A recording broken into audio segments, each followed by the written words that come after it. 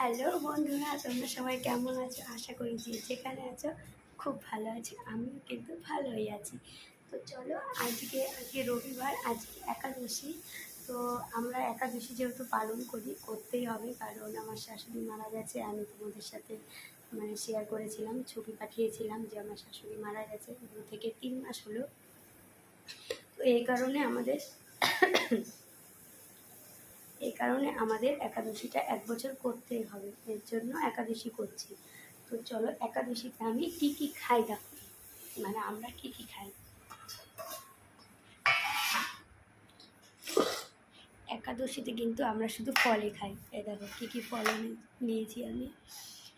তরমুজ আছে, আপেল আছে, আর লিচু আছে, শসা আছে, আম আছে। আর এখানে আমি কেটে রেখেছি ফুটি।